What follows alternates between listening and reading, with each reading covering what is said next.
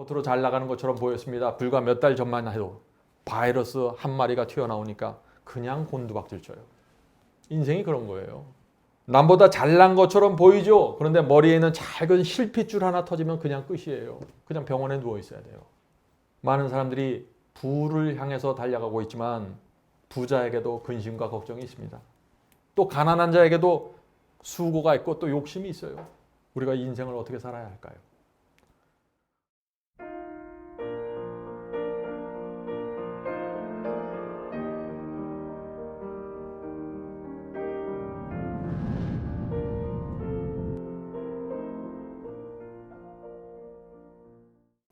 요즘 청년들이나 나이 든 분들이나 다 하는 질문들이 있습니다. 그것은 뭐냐면은 인생을 사는 지혜가 무엇입니까? 라는 질문입니다. 아주 우리 인생의 아주 근원적인 질문을 많은 분들이 던지고 있는 것입니다. 상담학자들이나 많이 배운 분들이 이런 질문에 대해서 여러 가지 지혜를 나누고 있지만은 다윗은 아주 놀라운 말씀을 합니다. 시편 4장 5절 보겠습니다. 시편 4장 5절입니다. 의의 제사를 드리고 여호와를 의뢰할지어다. 자, 이 말씀이 무슨 뜻입니까? 우리 생애를 여호와께 의의 제물로 다 바친 다음에 그 다음에 오는 결과는 여호와를 신뢰하고 맡기라는 것입니다. 이것이 인생을 사는 지혜입니다. 여러분이 열심히 공부를 해도 좋습니다. 직장을 다녀도 좋습니다. 무슨 일을 하셔도 좋습니다. 그런데 우리가 사는 이유와 목적과 삶 자체가 여호와를 위한 의의 제물이 되어야 한다는 것입니다. 우리가 살아가는 방식은 중요한 게 아닙니다. 무슨 직장, 내 월급 중요한 게 아닙니다. 중요한 것은 내 삶이 의의 제물이 되는가입니다. 자, 그렇게 다 우리가 바친 다음에 의의 제물로 드려진 다음에 혹시 가난이 오고 고통이 오고 외로움이 올지라도 그 결과는 하나님을 믿고 맡기라는 것입니다. 그리고 마음의 화평을 갖고 살아가라는 것입니다. 그것이 성경이 우리에게 말하는 것입니다. 성도 여러분, 인생 자체에 매달려서 너무 지치지 마시기 바랍니다. 이 세상에서 만질 수 없는 그 신기루를 쫓아다니다가 다 지쳐서 무덤 속에 들어가면 큰일 나는 것입니다. 성도 여러분, 오늘날 대부분의 사람들은 내 삶을 의의 제물로 바친다는 이것이 무엇인지 모릅니다. 그래서 사람들이 자꾸 그것을 보여달라고 요청하는 것입니다. 그런 사람들에게 시편 기자는 이렇게 고백합니다. 그 다음 성경절입니다. 시편 4장 6절입니다. 여러 사람의 말이 우리에게 선을 보일 자는 누구냐 하오니 여호와여 주의 얼굴을 들어 우리에게 비춰 주소서. 이 말씀은 정말 놀라운 말씀입니다. 여호와여 주의 빛을 내 얼굴에 비춰 주셔서 그들로 하여금 내 생애를 보게 해 주시옵소서. 이 말씀을 누가 했다고요? 자신의 삶을 의의 제물로 바친 사람들이 하는 것입니다. 이것은 교만이 아닙니다. 자신의 생애를 의의 제물로 다 바친 다음에 그 결과가 어떠하든지 간에 하나님께 맡긴 자의 고백입니다. 우리가 우리의 생애를 살면서 이런 고백을 하면 얼마나 좋을까요? 주여, 제가 제 직장이나 제 월급이나 제 사업 보여줄 것이 아무도 없습니다. 그러나 제 마음과 생애를 주께 제물로 드린 것 주께서 아시지 않습니까? 혹시 의의 제물에 대한 증거를 원하는 분들이 있다면 제 삶을 보여주시옵소서. 이것은 교만이 아닙니다.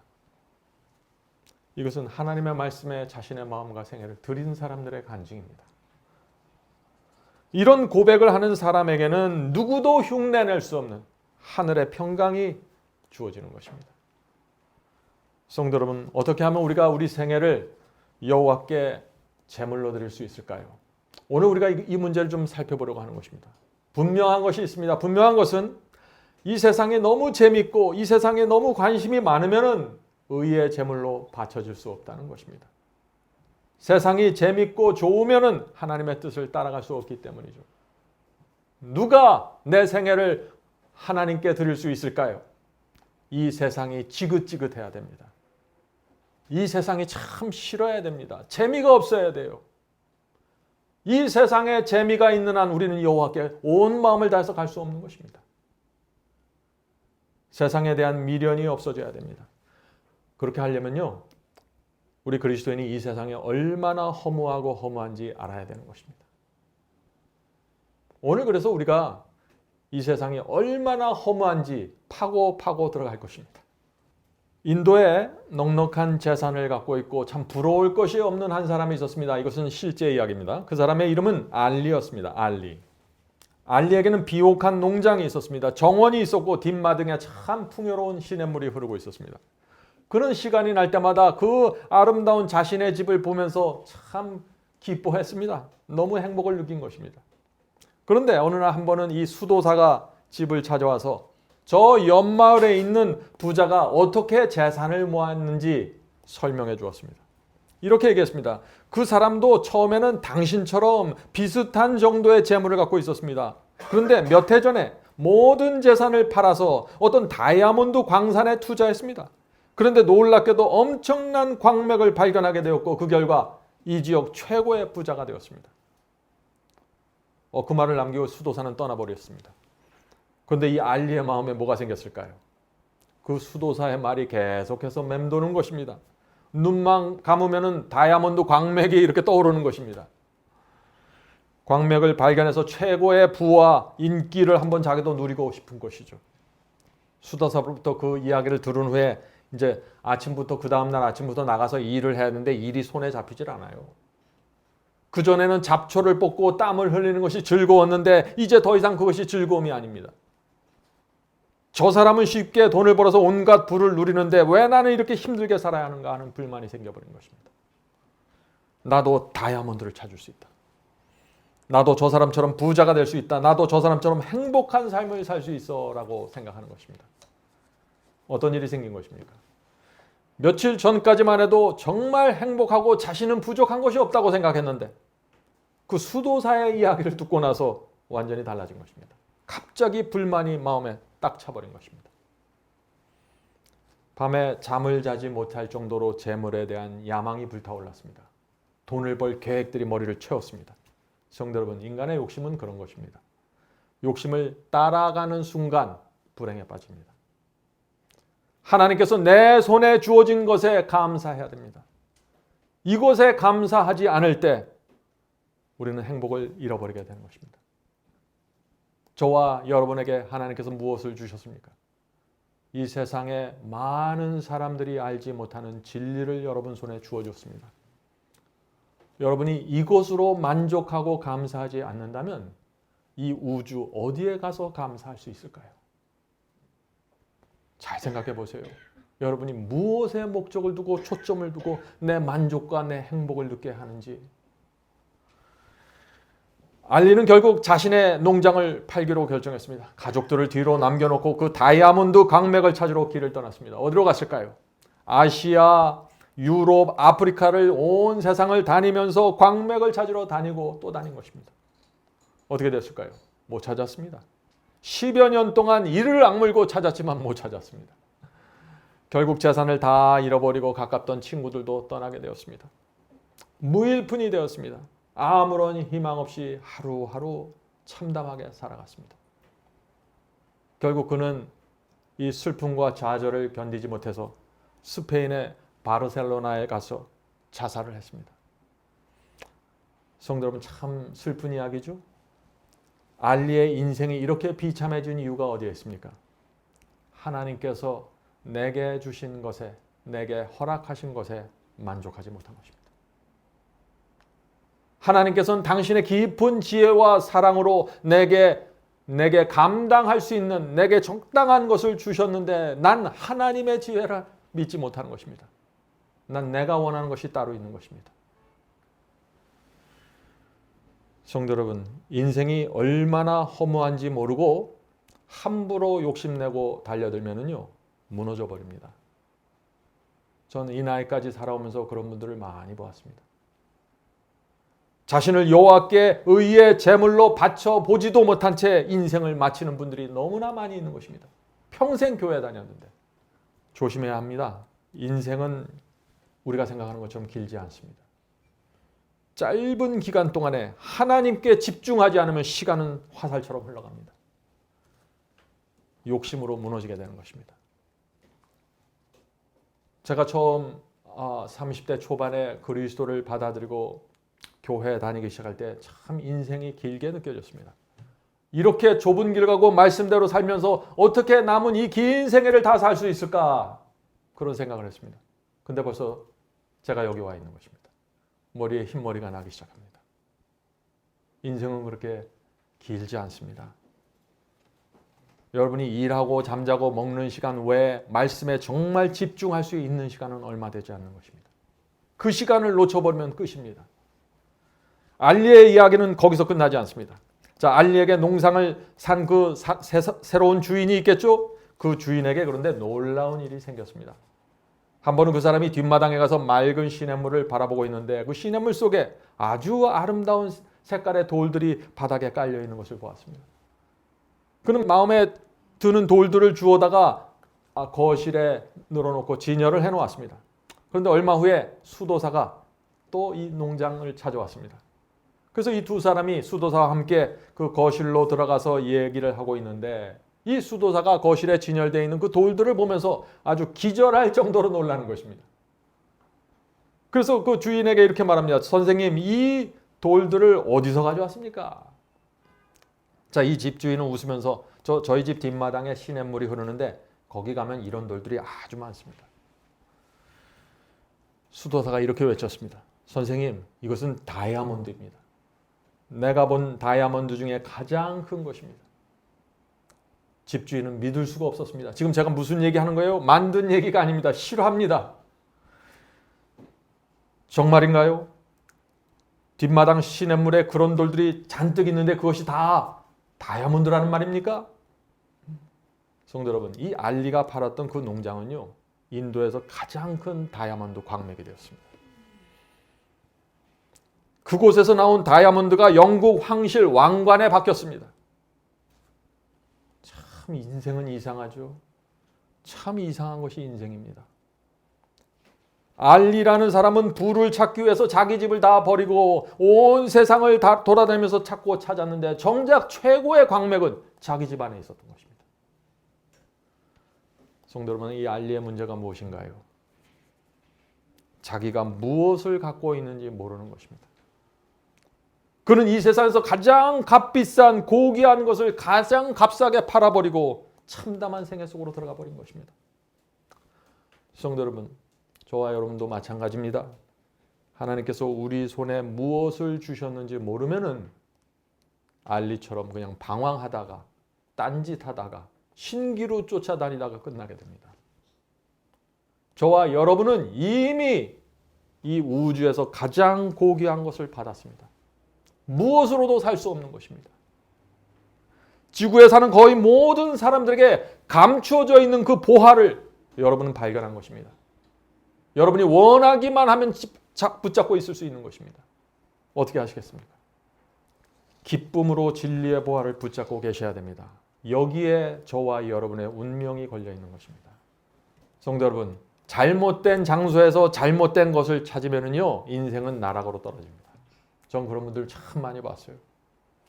끝없이 행복을 찾아서 방황하는 것 같지만 결국에는 슬픔과 허망함으로 온 영혼이 채워집니다. 어떤 분이 이렇게 말했습니다. 만일 내 마음속에서 이 세상에 대해서 만족하지 못하는 갈증과 갈망을 발견한다면, 성도 여러분, 지금 여러분의 마음속에 이 세상에 대해서 만족하지 못하는 갈망과 갈증이 있나요? 그렇다면 이 말씀 잘 들어보셔야 됩니다. 만일 내 마음속에서 이 세상에 대해서 만족하지 못하는 갈증과 갈망을 발견한다면 나는 이 세상이 아닌 다른 곳을 위해서 만들어진 존재이다. 무슨 뜻인가요? 만약 어떤 사람이 이 세상에서 행복과 의미를 찾지 못한다면 그 사람은 이 세상을 위한 사람이 아니라 하늘을 위해서 태어났다는 것입니다. 그래서 하늘을 위해서 태어난 사람이니까 이 세상에 아무런 재미가 없고 흥미가 없다는 것입니다. 그래서 많은 사람들이 열심히 일하고 돈 벌고 공부하지만 마음은 허전한 것입니다. 하나님께서 사람을 만드실 때 그렇게 만드신 것입니다. 타락한 세상에서 재미를 느낄 수 없는 사람들로 만들어 주셨습니다. 근데 그 허전한 마음을 채우기 위해서 돈이 필요한 줄 알고 명예를 필요한 줄 알고 열심히 찾아다니지만 그거로 채울 수가 없다는 것입니다. 성도 여러분, 어떤 분이 얼마 전에 제게 이런 질문을 했습니다. 왜 수많은 그리스도인들이 세상을 탐하고 있습니까? 마치 하나님이 없이도 행복한 것처럼 살아가고 있습니다. 하늘에 갈 사람들이 어떻게 그럴 수가 있습니까? 이런 질문을 했습니다. 왜 그럴까요? 하나님을 믿는 이유와 목적이 분명하지 않기 때문이죠. 제가 처음 그리스도인이 되었을 때 저희 교회 장로님들이 저에게 와서 이런 조언을 해주셨습니다. 청년, 주님을 사랑해야 합니다. 주님의 은혜에 감사합니다. 마음과 생애가 변화되어야 합니다. 라고 말씀해 주셨어요. 근데 저는 그 말을 들었을 때 참 답답했어요. 왜? 그 말은 맞는데 내 마음속에 그런 것이 전혀 없었습니다. 나는 그렇게 되고 싶었습니다. 그런데 문제는 내 속에 주님을 사랑하는 마음이 없었어요. 은혜가 뭔지 모르겠어요. 아무런 느낌이 없는 것입니다. 은혜를 감사하러 가는데 그 무슨 은혜를 어떻게 감사해야 되는지 저는 모르겠어요. 마음과 생애가 변화되어야 한다고 하는데 정말 그런 변화가 성경이 말하는 그 변화가 정말 내 속에서 이루어질 수 있을까? 참 의문스럽습니다. 얼마나 제가 답답했겠어요. 그런 마음을 갖고 교회를 다니니.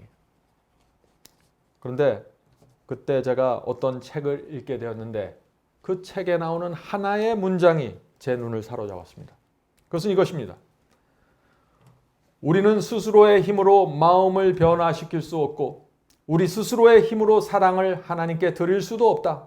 그러나 우리는 하나님을 섬기기로 선택할 수 있다. 성도 여러분, 이 말씀은 정말 제 마음을 사로잡았습니다. 곰곰이 이 말씀을 생각하면 할수록 제 가슴이 뛰기 시작했습니다. 그렇습니다. 나는 하나님께 대한 사랑도 느끼지 못했고 은혜도 느끼지 못한 상태였는데 그때 나는 하나님을 선택할 수밖에 없다는 결론에 도달하게 되었습니다. 왜 그랬을까요? 우리는 하나님을 선택할 수밖에 없습니다. 잘 생각해 보세요. 하나님은 우주의 왕입니다. 우주 만물을 창조하신 신입니다. 내가 그 신을 남겨두고서 어떻게 다른 데서 무엇을 더 찾아야 될까요? 선택의 여지가 없는 것입니다. 하나님께서 나를 하늘로 데려가시겠다고 지금 약속하고 계신데 누가요? 우주의 왕, 하늘과 별과 땅을 만드신 그분이 나를 붙잡고 하늘로 데려갔다고 약속하고 계신데 성경의 신약과 구약에 계속해서 말씀하고 있는데 내가 왜 다른 것을 선택해야 돼요? 저는 온 마음으로 하나님을 섬기기로 선택할 수밖에 없는 것입니다. 성도 여러분, 우리에겐 희망이 없습니다. 성경이 그렇게 말하고 있어요. 에베소 2장 1절에 보면 우리는 허물과 죄로 죽어 있다고 했고 이사야 1장 5절에 보면 온 머리는 병들었고 온 마음은 피곤하여 발바닥에서 머리까지 성한 곳이 없다고 했습니다. 디모데후서 2장 26절에는 악마에게 사로잡혀서 악마의 뜻을 따르고 있다고 했습니다. 이것이 인간의 모습입니다. 여기 어디 무슨 소망이 있습니까? 성도 여러분, 그런데 왜 우리가 하나님을 선택해야 될까요? 그것은 하나님께서 당신의 아들과 성령과 온 하늘의 천사들을 총동원해서 우리를 구원하기 위하여 동분서주하기 때문입니다. 그래서 소망이 있는 것이에요. 우리가 우리 자신의 모습을 보면 소망이 없습니다. 하나님의 능력과 사랑과 그분의 지혜가 있으니까 소망이 생기는 것입니다.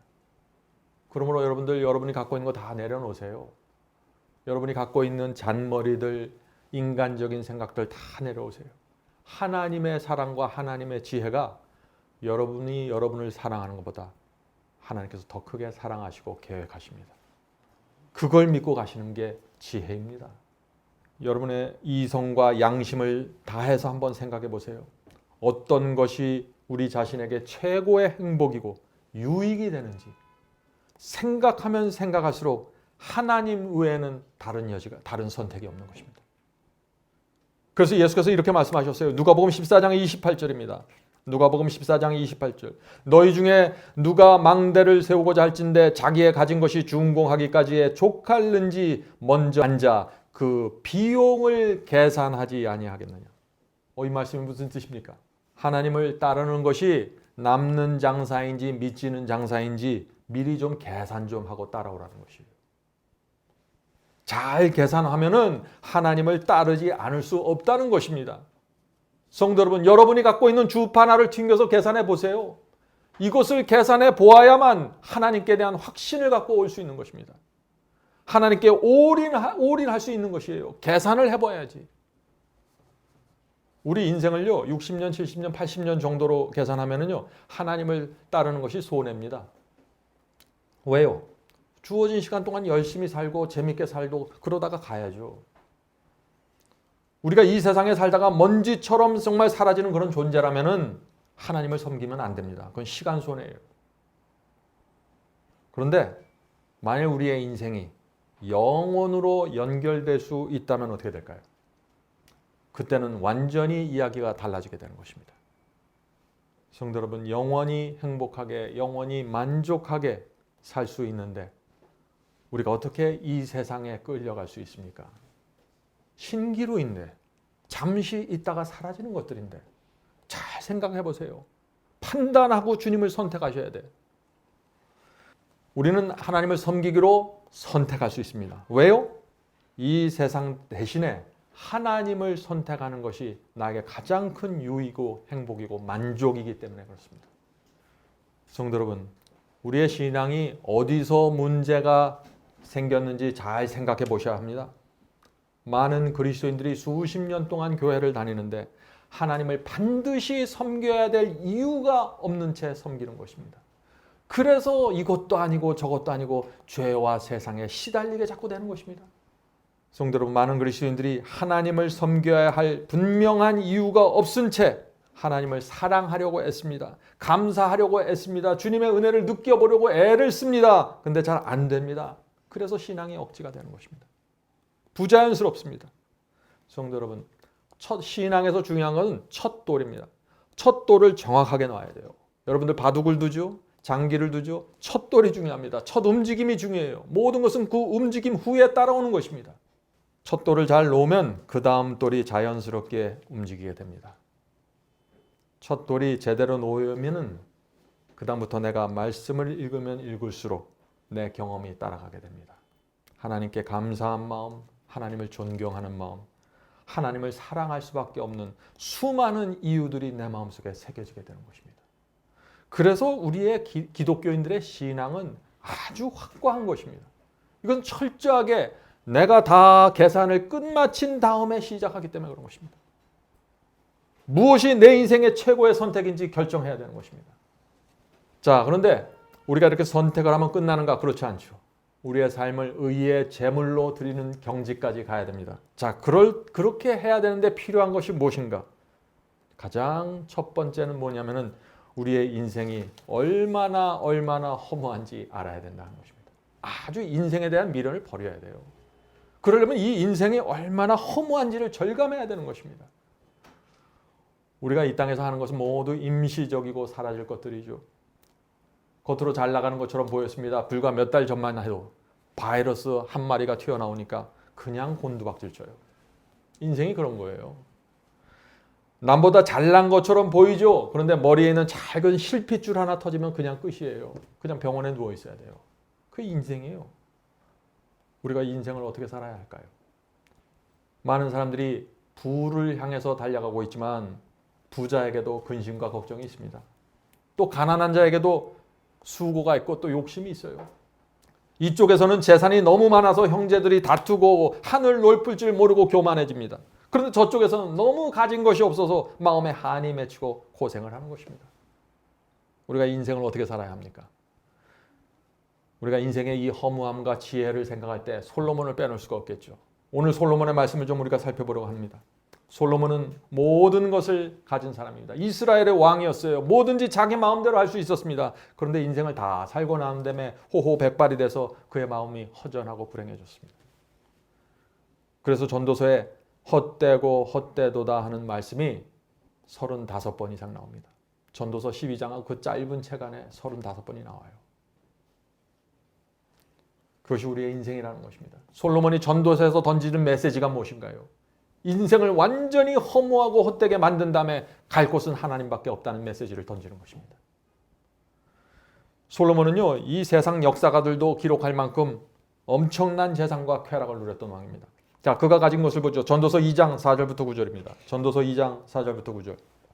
나의 사업을 크게 하였노라. 내가 나를 위하여 집들을 지으며 포도원을 심으며 여러 동산과 과원을 만들고 그 가운데 각종 과목을 심었으며 수목을 기르는 삼림의 물주기를 위하여 못을 팠으며 노비는 사기도 하고 집에서 나게 하기도 하였으며 나보다 먼저 예루살렘에 있던 모든 자보다 소와 양떼와 소유를 많이 하였으며 은금과 왕들의 보배와 여러 도의 보배를 쌓고 또 노래하는 남녀와 인생들의 기뻐하는 처와 첩들을 많이 두었노라.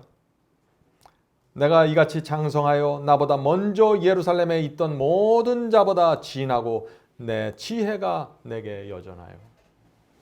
어제가 말씀을 빨리 읽었지만 굉장히 여러 가지를 갖고 있었죠. 모든 것을 갖고 있었던 것입니다. 멋진 집이 있고 포도원, 각종 과수, 나무가 많았고 연못이 있었고 나무들, 또 노예들이 많이 있었고 소와 양떼들, 금과 은과 보화들, 또 아내와 여러 첩들. 자기가 생각할 수 있는 건 다 가진 사람입니다. 자, 그리고 나서 이제 솔로몬이 이렇게 말합니다. 전도서 2장 10절 11절입니다. 전도서 2장 10절 11절. 무엇이든지 내 눈이 원하는 것을 내가 금하지 아니하며 무엇이든지 내 마음이 즐거워하는 것을 내가 막지 아니하였으니. 자, 이 말씀이 무슨 뜻입니까? 내가 원하는 건 다 했다는 것입니다. 혹시 여러분 중에 내 눈이 원하는 거 다 보십니까? 내 마음이 원하는 거 다 즐기시나요? 그런 분들은 지금 솔로몬의 허무함을 따라가고 있는 것입니다. 결국 허무함이라는 벽에 부닥치게 될 것입니다. 이 세상을 쫓아간다는 것은 인생의 허무함을 모른다는 뜻입니다. 하나님께서 내 손에 주어진 이 말씀이 얼마나 중요한지 모르는 것입니다. 이걸 놓치면 그 다음 바로 세상으로 가게 됩니다. 계속해서 읽어보죠. 이는 나의 모든 수고를 내 마음이 기뻐하였습니다. 이것이 나의 모든 수고로 말미암아 얻은 것이로되. 자, 여기까지는 멋진 삶이었죠. 그런데 이런 삶을 다 산 후에 또 솔로몬이 한마디를 또 남깁니다. 그 후에 본즉, 그 후는 뭘까요? 인생을 다 살고 나서 본즉 내 손으로 한 모든 일과 수고한 모든 수고가 다 헛되어 바람을 잡으려나 하는 것이며 해 아래서 무익한 것이로다. 성도 여러분, 솔로몬은 다 해봤어요. 그런데 결국에는 뭐예요? 다 헛되다는 것입니다. 다 헛되고 마치 바람을 손으로 잡으려는 것처럼 그렇게 헛되게 살았다고 지금 고백하는 것입니다. 자, 손으로 바람을 잡는 것, 그것이 무엇인가요? 이 세상에서 이것저것 애쓰려고 애쓰고 고생하죠? 아무것도 잡지 못한다는 것입니다. 손으로 바람 잡는 것입니다. 인생이 그렇다는 것입니다. 성도 여러분, 그러니까 너무 애쓰지 마세요. 네? 너무 애쓰지 마세요. 고달파도 너무 힘들어하지 마세요.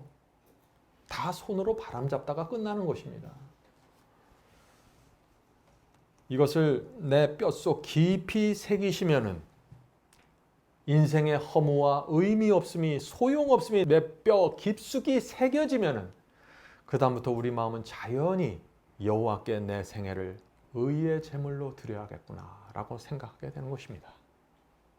이 두 개가 아주 미묘한 관계를 이루는 것입니다.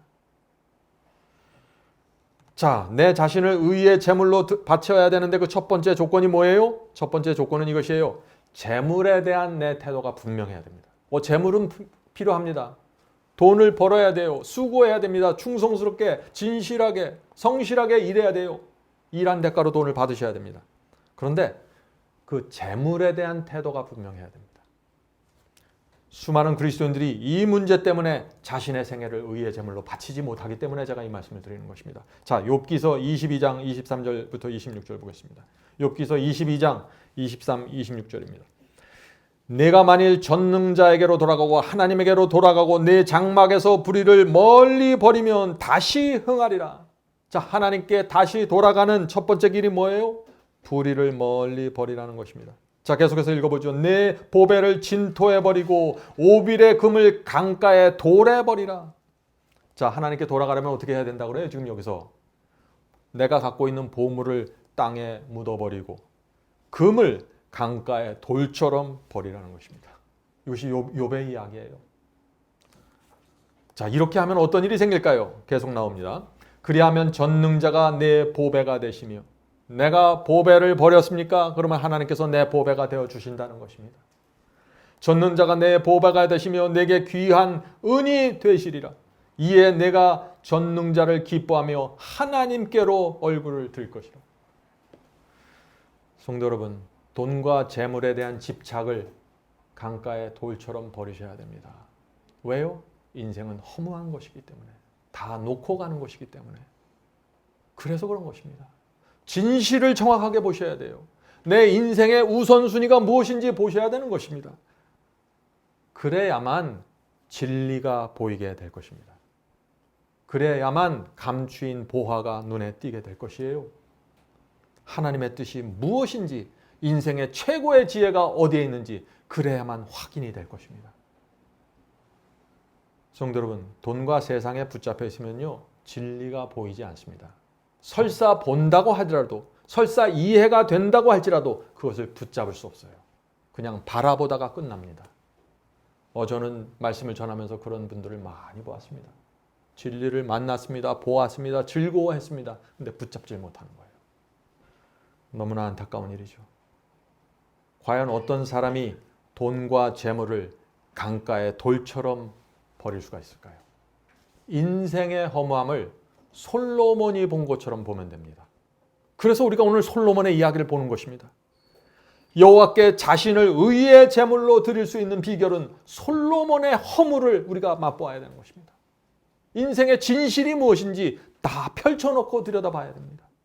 그러면은 인생을 알면은 진저리 치면서 인생의 욕심에 끌려다니지 않습니다. 자, 솔로몬의 이야기 보죠. 전도서 2장 14절부터 17절입니다. 전도서 2장 14절부터 17절. 지혜자는 눈이 밝고 우매자는, 자, 똑똑한 사람은 눈이 밝고 우매자, 바보 같은 부족한 사람은 어두움에 다니거니와 이들이 당하는 일이 다 일반인 줄을 내가 깨닫고. 이 말씀이 무슨 뜻입니까?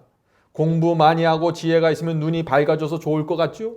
많이 배우지 못하면 우매해서 나쁠 것 같죠? 안 그렇다는 것입니다. 결국 다 마찬가지라는 것입니다.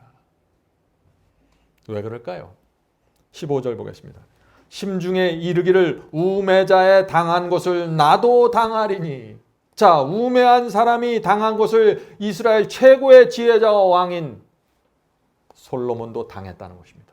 그러니까 다 마찬가지라고 얘기하는 것입니다. 지금 내가 어찌하여 지혜가 더하였고 이에 내가 심중에 이르기를 이것이 헛되도다. 무슨 뜻인가요? 지혜자도 우매자처럼 당할 것은 당하는데 지혜가 무슨 소용이 있느냐, 이 얘기를 하는 것이에요. 헛되다는 것입니다.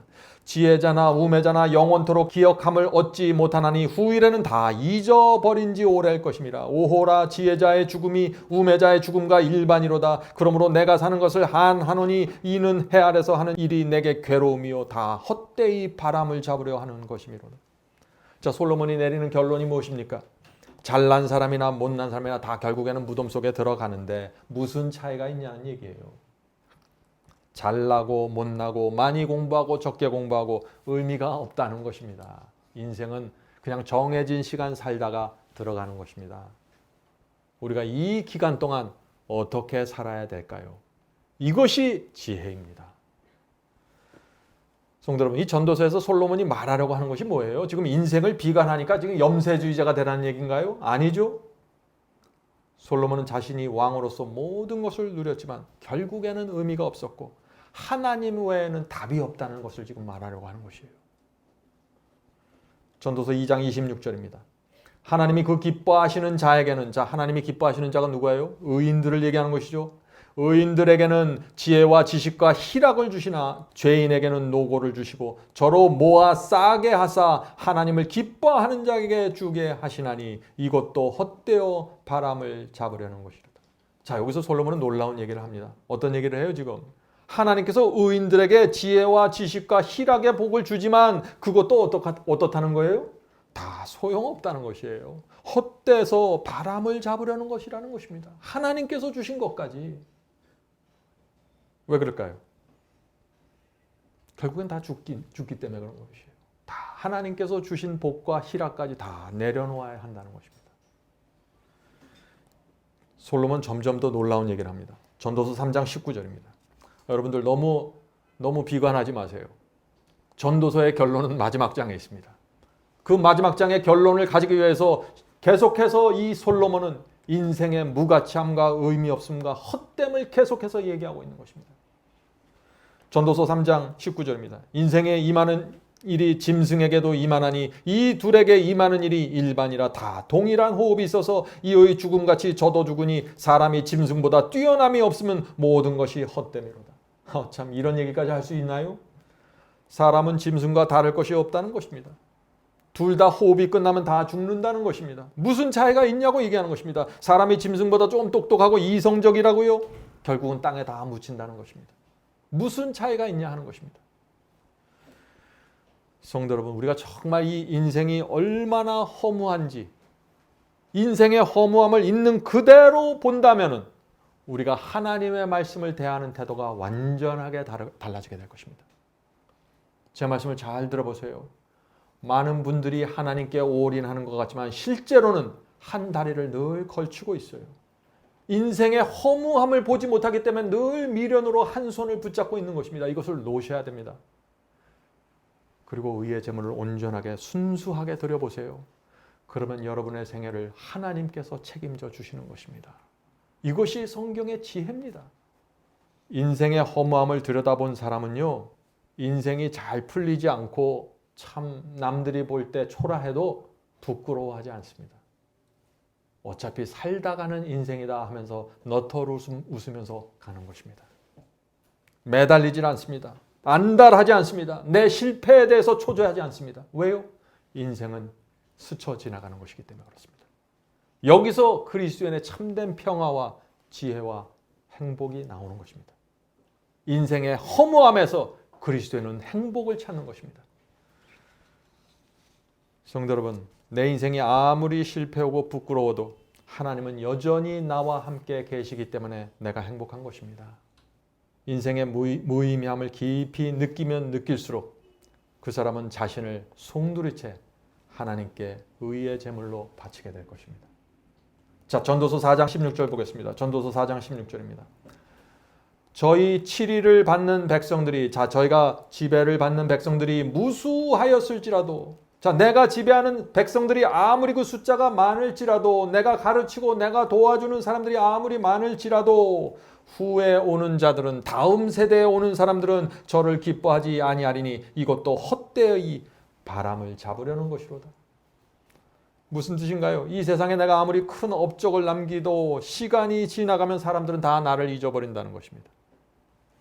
아무리 공로와 명예를 쌓아도 다 잊어버린다는 것입니다. 소용이 없다는 것입니다. 그래서 성도 여러분, 이 솔로몬이 헛되다는 말을 지금 계속해서 반복하고 있죠. 이 헛되다는 말의 히브리어를 보면은요, 증기라는 뜻이라고 합니다. 증기. 증기가 얼마나 허무해요. 예? 인생이 증기처럼 순식간에 사라진다는 것입니다. 그것이 하나님의 눈으로 보는 인생입니다. 그것이 솔로몬이 인생을 다 산 다음에 자기 인생을 보면서 내 인생은 증기였구나 깨닫는 것입니다. 성도 여러분, 우리가 인생을 어떻게 살아야 합니까? 하늘의 지혜를 받게 되길 제가 간절히 바랍니다. 전도서 5장 10절 11절입니다. 전도서 5장 10절 11절. 은을 사랑하는 자는 은으로 만족함이 없고 풍부를 사랑하는 자는 소득으로 만족함이 없느니 이것도 헛되도다. 자, 은으로도 소득으로도 봉급으로도 월급으로도 만족할 수 없다는 것입니다. 사람의 욕심은 끝이 없기 때문이죠. 돈을 벌면 벌수록 욕심은 끝없이 올라가는 것입니다. 제가 그렇게 살았습니다. 제가 젊었을 때 시골에 가서 사는데 그때 수입이 없었습니다. 그때 제 생각에 한 달에 한 100만 원, 1000불만 있으면 난 정말 만족하겠다. 그렇게 생각했어요. 근데 몇 년을 살면서 1000불을 벌었어요. 내 인컴이, 수입이 그거 이상으로 올라갔어요. 그러니까 어떤 생각을 하게 될까요, 제가? 하나님, 2000불, 200만 원만 있으면 전 더 이상 욕심내지 않겠습니다. 계속해서 올라가는 거예요. 사람은 만족하지 못합니다. 착각입니다. 계속해서 읽어보죠. 재산이 더하면 먹는 자도 더하나니 그 소유주가 눈으로 보는 거 외에 무엇이 유익하리요? 무슨 뜻인가요? 재산이 늘어나면 이것저것 다 빼고 나서 지출도 늘어나기 때문에 결국 들어오는 것은 그게 그거라는 얘기예요. 들어오는 것만큼 나가는 것이 많다는 것입니다. 돈을 벌면 돈 세는 재미가 있죠. 그거 다 손으로 만지고 눈으로 보는 재미이지 그거 외에 뭐가 있냐는 것입니다. 인생을 다 산 후에 하는 솔로몬의 고백입니다. 이 솔로몬의 이야기를 좀 들어보시겠어요? 솔로몬의 충고를 받으셔야 됩니다. 이분이 지금 무슨 얘기를 하고 있는지. 성도 여러분, 우리가 이 솔로몬의 고백을 지금 받아들이면 어떨까요? 정말 좋겠죠? 네? 나이가 들어서 내가 더 이상 주님을 위해서 헌신할 수 없을 때 후회하지 말고 지금 한 살이라도 더 젊었을 때 조금 더 힘이 남아있을 때 솔로몬의 충고를 받으시길 바랍니다. 그것이 지혜입니다. 어떤 분들은요, 돈을 조금 더 벌어보려고 정신없이 일하다가 병이 나서 쓰러져 버려요. 어떤 사람은 조금 더 집 평수 늘리려고 죽을 힘을 다해서 일하다가 인생을 다 보내버립니다. 성도 여러분, 성공하면 무슨 소용이 있습니까? 하나님께서 나와 함께 하지 않으면 젖과 꿀이 흐르는 가나안 땅도 소용이 없는 것이에요. 하나님께서 나와 함께 하셔야 돼요. 이 증기처럼 짧은 인생의 이 기간 동안 하나님께서 나와 함께 하셔서 가야 되는 것입니다. 그렇게 하지 않으면 내 소유에, 내 땅에, 내 집문서에 젖과 꿀이 흐르고 있더라도 아무 의미가 없다는 것입니다. 우리가 어떻게 살아야 할까요? 많은 분들이 평생 돈을 쫓아다니다가 죽을 때가 되면은 내가 왜 이렇게 살았을까 하고 후회합니다. 제가 처음 한국에 왔을 때 어떤 어른을 만났는데 그분이 이제 돌아가시기 며칠 전입니다. 근데 제가 젊었을 때부터 잘 아는 어른인데 그분이 제가 그때 병원에 방문했는데 제 손을 잡고서 저에게 이렇게 얘기하시더라고요. 내가 네가 어렸을 때 그때 왜 내가 도와주지 않았을까? 네가 참 어렵다는 걸 알면서 왜 내가 그걸 외면했을까? 그때 난 참 돈이 많았는데 지금 나는 이 많은 재산을 아무것도 어떻게 사용할지도 모르고 그냥 떠나야 됐다. 내가 어떻게 하면 좋겠니? 그분이 마지막에 제게 하는 질문이 뭔지 아세요? 내가 지금 이제 곧 죽을 것 같은데 내가 어느 종교를 믿어야 하겠니? 성도 여러분, 이렇게 살아서 되겠습니까? 우리가 어떻게 살아야 될까요? 살아있는 동안 반드시 진리를 발견하고 그 진리에 내 생애를 의의 제물로 드리셔야 됩니다. 그것이 지혜이고 행복이고 평강입니다.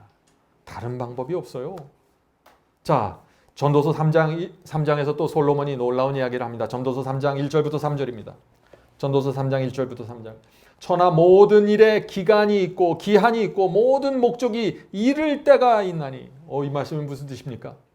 모든 일에 정해진 기간이 있다는 것입니다. 인생에서 기쁨도 정해진 기간이 있어요. 처음부터 끝까지 기쁜 거 아니죠. 고통도 정해진 기간이 있는 것입니다. 억울함도 정해진 기간이 있다는 것입니다. 인생의 희노애락이 각각 정해진 기간이 양이 있다는 것입니다. 그래서 누구나 싫든지 좋든지 간에 이 세상을 살면서 그 양을 채우고 통과하는 거예요. 성도 여러분, 지금 기쁜 슬픔이 있습니까?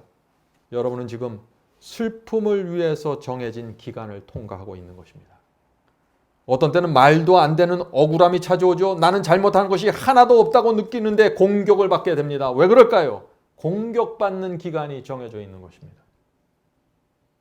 그 기간 동안 믿음으로 말씀을 붙잡고 통과하면 되는 것입니다. 사람을 원망하지 마세요. 환경을 원망하지 마시고 나를 공격하는 사람들을 공격하지 마세요. 믿음으로 하나님 손 붙잡고 통과하면 되는 것입니다. 정해진 기간 동안에. 성도 여러분, 우리 인생에서요, 정해진 고통의 기간을 지나가야 한다는 사실 잊지 마세요.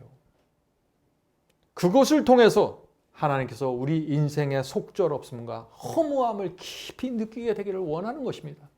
이 인생에 아무런 의미가 없다는 것을 느끼게 되기를 원하는 것이에요. 그래서 이 인생에서 유일한 소망은 나야 나 하나님이니까 너희들은 내 앞에 와서 의의 제물을 드려라. 그것이 너희들이 살 길이고 지혜야. 이 메시지를 지금 전도서에서 주고 계신 것이에요. 성도 여러분, 우리가 인생을 어떻게 살아야 합니까? 하늘을 바라보고 살아야 합니다. 주께서 맡겨주신 일 신실하게 감당하면서 주여 감사합니다. 제가 이 일 하면서 살겠습니다. 이렇게 살면 되는 것입니다. 자, 전도서 3장 1절부터 3절이죠. 2절 3절 읽겠습니다. 2절 3절입니다. 날 때가 있고 죽을 때가 있고, 자, 지금 모든 인생에 정해진 기간이 있다는 것입니다. 날 때가 있고 죽을 때가 있고, 심을 때가 있고 심은 것을 뽑을 때가 있으며, 죽일 때가 있고 치료시킬 때가 있으며, 헐 때가 있고 세울 때가 있으며. 참 기가 막힌 얘기 아닙니까? 날 때가 있으면 죽을 때가 있다는 것입니다. 치료될 때가 있고 치료 안 될 때가 있다는 것이에요. 밤새워서 기도해도 치료 안 될 때가 있다는 것입니다. 하나님이 없어서 치료가 안 되는 것이 아니에요. 모든 것은 정해진 기간이 있고 때가 있다는 것입니다.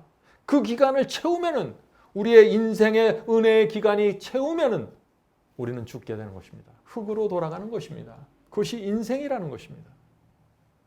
그래서 기도 응답 안 된다고 원망하지 마세요. 하나님께서 정해진 기간이 우리는 통과하게 되는 것입니다. 성도 여러분, 우리가 반드시 대답해야 될 질문은 이것입니다. 우리에게 주어진 이 인생이라는 기간을 어떻게 살 것인가? 이 질문에 대답하셔야 되는 것입니다. 한 살이라도 젊었을 때 대답해야 됩니다. 그것이 지혜입니다. 성도 여러분, 하나님께 우리 생애를 맡긴다고 하는데, 우리 생애를 맡긴다는 것, 그것이 어떤 것일까요? 내게 오는 슬픔과 기쁨과 고통의 양을 모두 하나님께서 정하셨기 때문에 나는 하나님을 믿고 그것을 통과하겠다는 것입니다. 그런 믿음이 있으면 어떻게 될까요? 어떤 상황에서도, 어떤 슬픔과 억울함 속에서도, 힘든 상황 속에서도 원망과 불평 없이 그 나라와 그의 의를 구하면서 살게 되는 것입니다. 그렇게 살면은 하나님께서 모든 것을 채워주신다고 약속하지 않으셨습니까? 이것이 우리의 생애를 하나님께 맡긴다는 말의 의미입니다. 여러분들 맡기실 수 있나요? 맡기셔야 됩니다. 내 인생을 받아주실 분은 인간이 아니에요. 우주를 창조하신 하나님께서 내 인생을 받아주셔서 우리를 붙잡고 가시겠다고 말씀하고 계신 것입니다. 자, 우리 전도서 잘못 읽으면 인생이 허무하고 우울증에 빠질 수 있죠. 이 솔로몬이 말하려고 하는 것은 그것이 아니라고 제가 말씀드렸습니다. 전도서 3장 9절부터 12절입니다. 전도서 3장 9절부터 12절. 일하는 자가 그 수고로 말미암아 무슨 이익이 있으랴. 하나님이 인생들에게 노고를 조사 애쓰게 하신 것을 내가 보았노라. 자, 아담이 범한 죄 때문에 인생은 고달파졌습니다. 누구든지 아담의 후손으로 태어나는 사람들은 이 세상에 태어나서 애쓰고 수고해야만 겨우 먹고 살 수 있게 되었습니다. 계속해서 읽어보죠. 하나님이 모든 것을 지으시되 때를 따라 아름답게 하셨고 또 사람에게 영원을 사모하는 마음을 주셨느니라. 인생이 고달프고 허무하지요. 그런데 하나님께서 우리 속에 영원을 사모하는 마음을 주셨습니다. 지금 이 말씀을 듣는 여러분 모두에게 영원을 사모하는 마음이 있는 것입니다. 하나님께서는 그 마음에 호소하시고 그 마음을 두드리시면서 여러분의 생애를 이끌어 가시는 것입니다. 거기에 반응하셔야 되는 것입니다. 계속해서 읽겠습니다. 그러나 하나님의 하시는 일의 시종을 사람으로 측량할 수 없게 하셨도다. 사람이 사는 동안에, 자, 여기 중요한 말씀이 나옵니다. 사람이 사는 동안에 기뻐하며 선을 행하는 것보다 더 나은 것이 없는 줄을 내가 알았고. 인생이 허무합니다. 아무 의미가 없습니다. 그런데 가장 의미 있는 것이 뭐예요? 기뻐하며 선을 행하는 것보다 더 좋은 것은 없다는 것입니다. 이것이 솔로몬이 자신의 인생을 다 산 후에 자기 인생의 끝에서 마지막으로 남긴 결론입니다. 성도 여러분, 우리가 어떻게 살아야 할까요? 기뻐하면서 선을 행하면서 살아야 되는 것입니다. 이 허무한 인생 속에서 그리스도인은 기뻐하면서 선을 행하면서 살 수 있다는 것입니다. 헌신하고 희생하는데 기쁨으로 할 수 있다는 것입니다. 남들에게 손해보는 것 같은데 기쁨으로 할 수 있다는 것입니다. 여기에 기독교 신앙의 파워가 나오는 것입니다. 이 허무한 세상에서. 성도 여러분, 기쁨으로 하지 않는 것은 그것이 선일지라도 소용이 없다는 것입니다. 오늘 많은 분들이 선을 행한 후에, 아주 좋은 봉사를 한 후에 낙담을 합니다. 왜 낙담을 할까요? 나는 선을 행했는데 나에게 돌아오는 보상은 없다는 것입니다. 나는 선을 행했는데 저 사람은 나에게 보답하지 않는다는 것입니다. 성도 여러분, 기쁨으로 선을 행할 줄 알아야 됩니다. 인생의 허무함이 정말 무엇인지 우리가 알면은 우리가 기쁨으로 선을 행하고 그 결과는 하나님께 다 맡기게 되는 것입니다. 그것이 여호와께 의의 제물을 드리는 생애입니다. 돈도 명예도 지식도 소용없습니다. 아무 의미 없습니다. 오직 기쁨으로 감사함으로 선을 행하십시오. 그런 사람의 마음에는 하늘에서 평강이 내려오게 되는 것입니다. 이 지구에서 가장 큰 행복으로 들어가게 되는 것입니다. 자, 전도서 3장 13절 보겠습니다. 전도서 3장 13절. 사람마다 먹고 마시는 것과 수고함으로 낙을 누리는 것이 하나님의 선물인 줄을 또한 알았도다. 자, 솔로몬이 또 무엇을 깨달았다고 했어요? 지금 솔로몬은 전도서를 쓰면서 계속해서 자기 인생의 허무함을 말하면서 그 속에서 자기가 깨달은 것을 하나씩 내놓는 것입니다. 자, 솔로몬이 깨달은 건 먹고 마시는 것이 하나님의 선물이라는 것을 알았다는 것입니다. 부자나 가난한 자나 하나님께서 일용한 양식을 주셔야만 먹을 수 있다는 것입니다. 내가 잘나서 좋고 맛있는 음식 먹는 것이 아닙니다. 하나님께서 허락하지 않으면 쌀 한 톨도 먹을 수가 없습니다. 하나님께서 건강을 주시니까 내가 이랬잖아요. 건강을 주시니까 내가 먹고 소화시킬 수 있잖아요.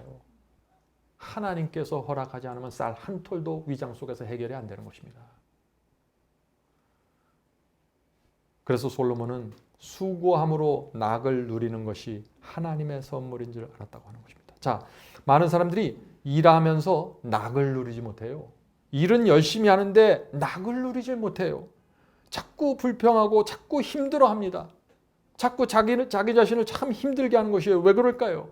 이유는 이런 생각 속에 사로잡혀 있기 때문에 그래요. 아, 나는 언제나 이렇게 비천한 일을 하지 않을 수 있을까? 나는 언제나 더 좋은, 더 고급스러운 일을 할 수 있을까? 내가 일한 거에 비해서 소득이 너무 작다. 왜 내 밭에는 이렇게 잡초가 계속 나나? 왜 내 밭에서 이렇게 고구마 캐는 것이 힘든가? 기계로 좀 쉽게 팔 수 있는데. 계속해서 이런 일 저런 일 하면서 수없는 불평거리가 내게 다가오는 것입니다.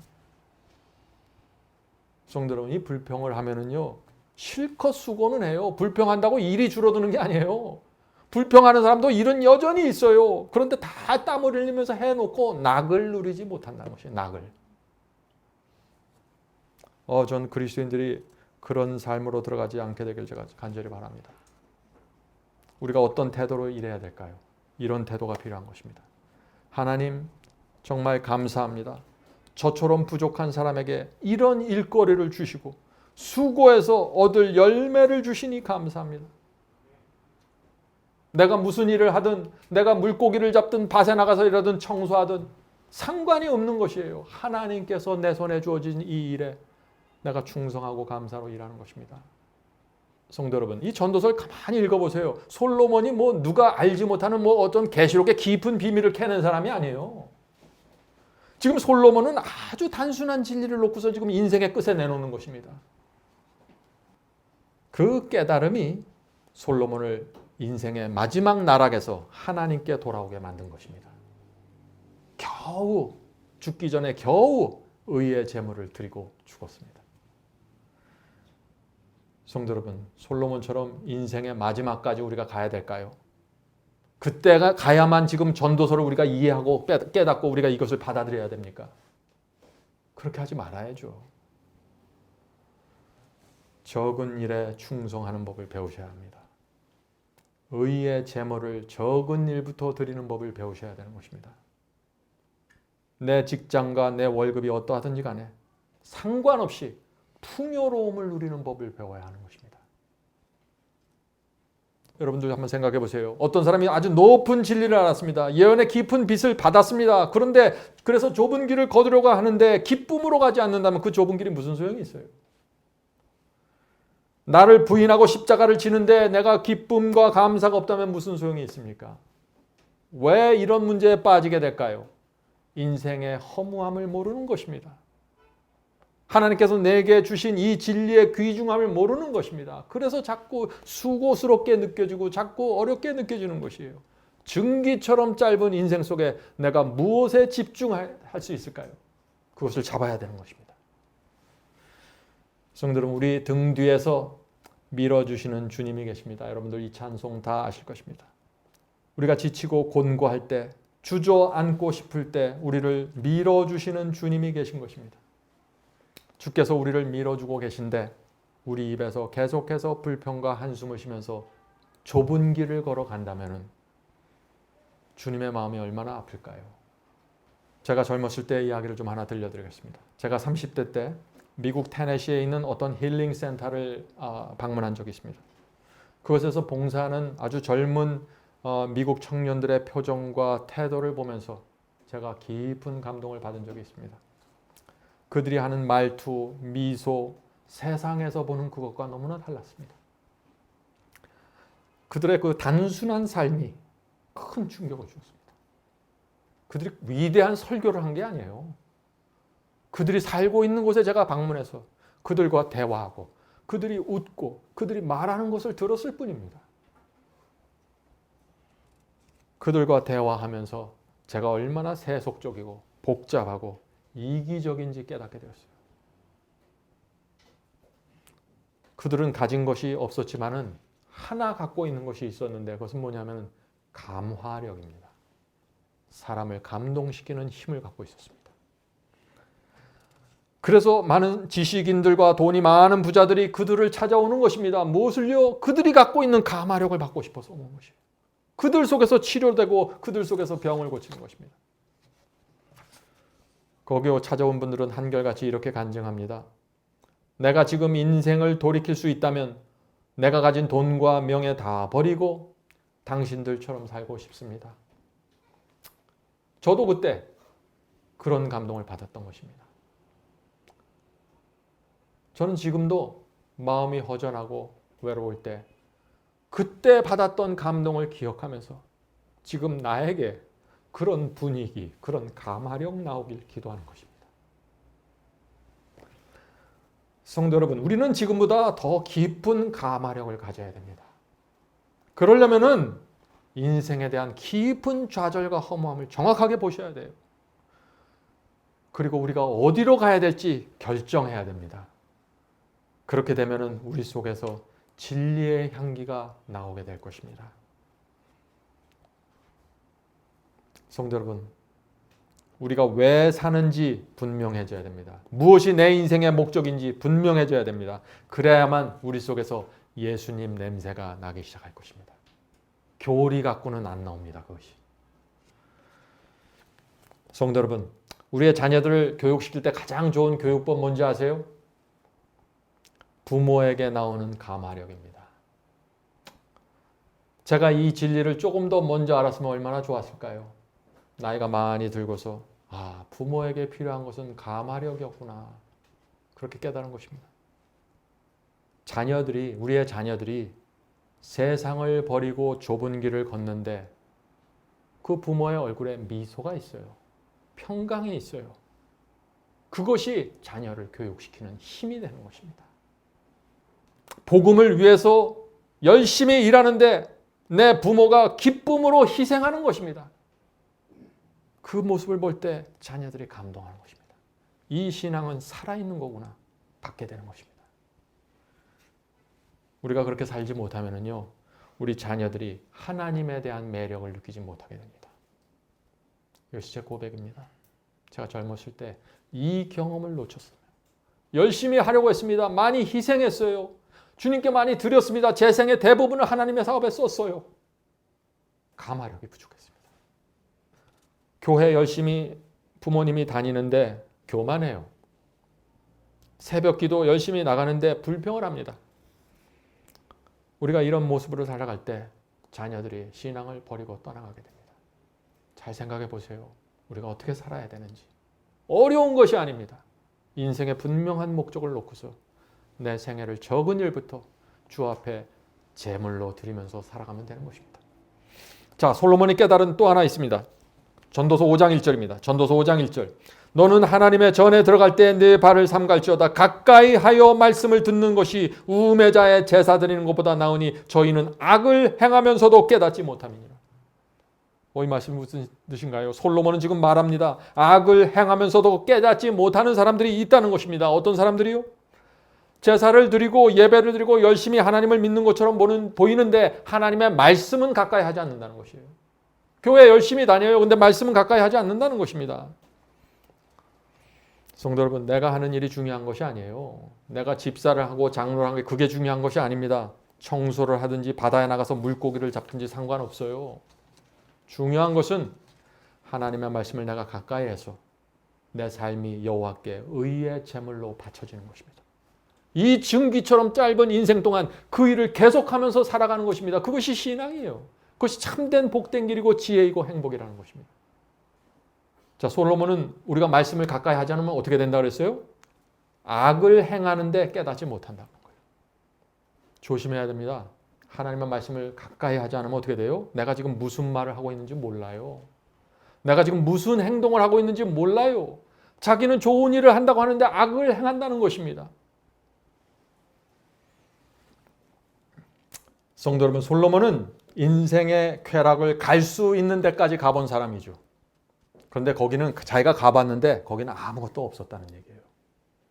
우리가 이 솔로몬의 이야기를, 솔로몬의 증인을 받아들일 수 있을까요?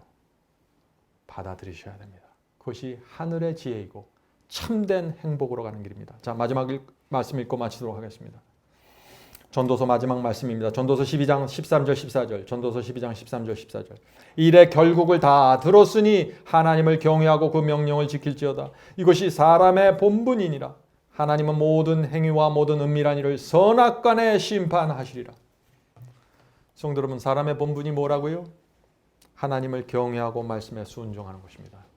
이 사람들은 증기처럼 그 짧은 인생의 끝에 이 지구에서 얻을 수 있는 최고의 복을 받게 될 것입니다. 우리 그리스도인의 복은요, 살면서 받은 복도 있지만 가장 큰 복은 우리의 인생이 맞춰질 때 하나님께서 주시는 것입니다. 예수께서 재림하실 때 하나님께서 주시는 것입니다. 그것이 우리가 바라볼 복이에요. 그러므로 학벌도 중요하지 않습니다. 어떤 직장 중요하지 않습니다. 중요한 것은 내가 하나님의 말씀에 순종하고 그분을 경외하면서 사는 것입니다. 기쁨으로 헌신하고 기쁨으로 선을 행하는 것입니다. 성도 여러분, 오늘 우리가 나눈 이 솔로몬의 허무함이 정말 우리 마음속에 와 닿는다면 우리는 아무런 망설임 없이 우리의 생애를 여호와께 의의 제물로 드리게 될 것입니다. 그리고 그 결과로 생기는 모든 일들은 여호와께 맡기게 될 것입니다. 성도 여러분, 부디 우리의 인생이 여호와께 의의 제물로 바쳐지게 되길 제가 간절히 바랍니다. 하늘에 계신 저희들의 아버지, 오늘 솔로몬을 통해서 인생의 허무함을 있는 그대로 보여주셔서 감사합니다. 저희가 신기루같이 존재하지 않는 인생을 쫓아다니다가 지치고 피곤합니다. 그러나 저희에게 하나님이 계셔서 얼마나 감사한지 모르겠습니다. 주여, 이 증기같이 사라지는 저희의 인생 속에서 저희 앞에 놓여진 적은 일들에 충성하고 기쁨으로 선을 행하면서 살 수 있게 도와주시옵소서. 하늘에 계신 아버지, 하나님께서 저희 손에 쥐어주신 이 감추인 보화에 대한 소중함을 느낄 수 있도록 역사해 주시옵소서. 저희의 마음이 완악하고 둔해서 성령께서 저에게 파고들면서 저희의 마음을 뒤집지 않으면 저희가 도무지 알 수도 없고 느낄 수 없는 그런 미련한 존재들입니다. 주여, 진리를 보여주시옵소서. 진리의 가치와 소중함을 보여주셔서 이것이 이 세상에서 누릴 수 있는 가장 큰 복이고 행복이라는 사실이 우리의 마음을 쳐서 우리의 생애를 끌어다가 주 앞에 굴복시킬 수 있도록 도와주시옵소서. 하늘에 계신 아버지, 하나님이 제 편이라는 이 사실이, 하나님이 우리 편이라는 이 사실이 우리의 인생을 허무함에서 기쁨과 즐거움으로 이끌어갈 수 있도록 도와주셔서 감사합니다. 이제 저희가 저희의 남은 생애를 의의 제물로 여호와께 드리기를 소원하오니 성령께서 이 시간에 오셔서 저희의 마음을 이끌어 주시고 역사해 주시옵소서. 예수님의 이름으로 간절하게 기도드립니다. 아멘.